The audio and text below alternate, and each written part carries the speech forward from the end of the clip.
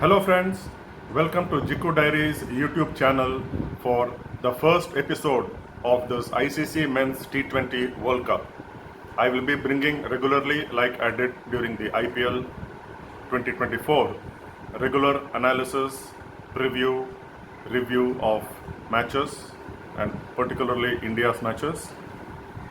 The ICC World T20 Men's Tournament began on June 1st and is now 5 matches old. It will not be until tomorrow evening that India open their campaign against Ireland. This would be match number 8 at the Nassau County International Cricket Stadium in New York. The pitches there are drop-in pitches and have the expertise of the pitch makers and experts from Adelaide in Australia. It was the same venue where India played their first and only warm-up match against Bangladesh last Saturday, the 1st of June, when later that day the World Cup officially began with USA and Canada fighting it out.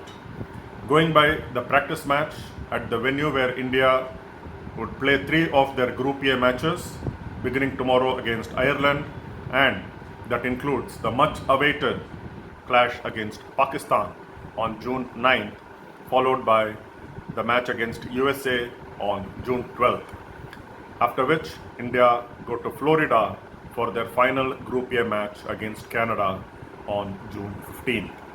Going by the warm-up match, one can't really read too much into it except that the batsmen got adequate match practice, the bowlers rolled their arm over. Yashasvi Jaiswal did not play, nor did Virat Kohli, who had joined the team only the day earlier. Sanju Samson opened with Rohit Sharma and did not make the most of the opportunity, while Rishabh Pant walked in India's colours for the first time in more than 16 months. He walked in at number 3 and it was pleasing to see him bat the way he is known to. His typical unorthodox shots at a quick rate of 53 runs in 32 balls with 4 fours and as many sixes before retiring to the pavilion. Whether that is an indication that Pant will bat at number 3 in this World Cup is as good as anyone's guess. That would mean Virat Kohli opening with Rohit Sharma, and which also means Suryakumar Yadav would bat at number 4, followed by Shivam Dube, and then Hardik Pandya, Ravindra Jadeja and the bowlers. Perhaps the match against Ireland tomorrow will give an indication as to what would be India's lineup. I'd still prefer Rohit Sharma to open with Yashasvi Jaiswal and Kohli coming at number 3 with Pant at 5 or 6. Why should one bring players to bat in their unfamiliar positions, especially in an important tournament as the World Cup, where India's ICC trophy cabinet is bare since the 2013 Champions Trophy triumph? Rahul Dravid, India's head coach, in his last assignment in this capacity, said on Monday evening in New York that he has got options to open, with Rohit, Yashasvi Jaiswal and Virat Kohli having opened in the recent IPL.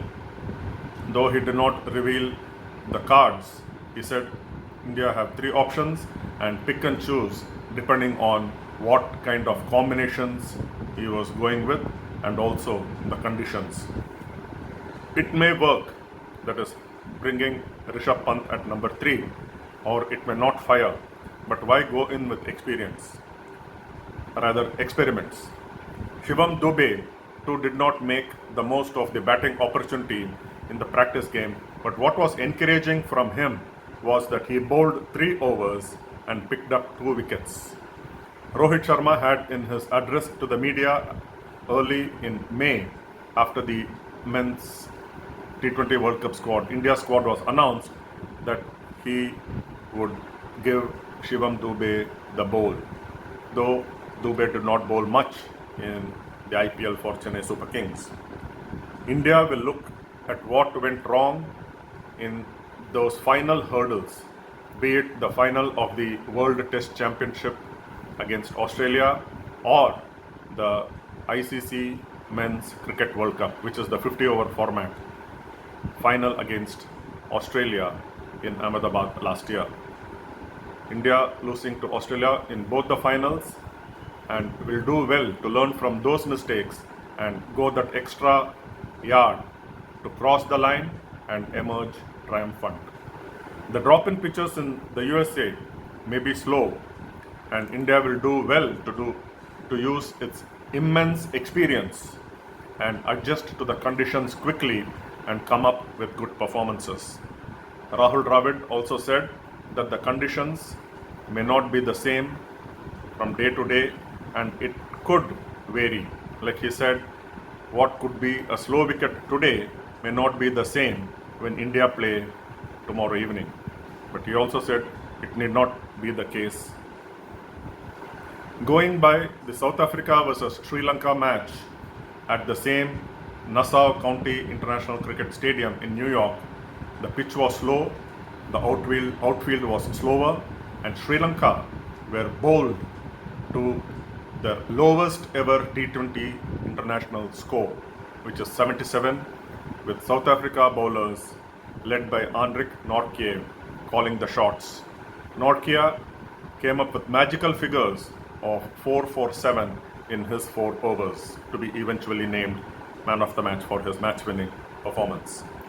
This being the T20 tournament, the 5 matches so far have been mixed in terms of the scoring rate.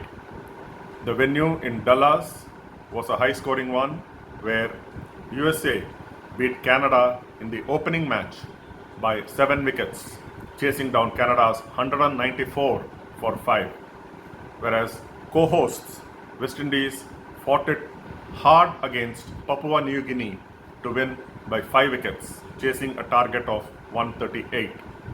Namibia beat Oman in the super over, though Oman would be cursing themselves for their missed chances that they could have won even by 1 run in the regulation time.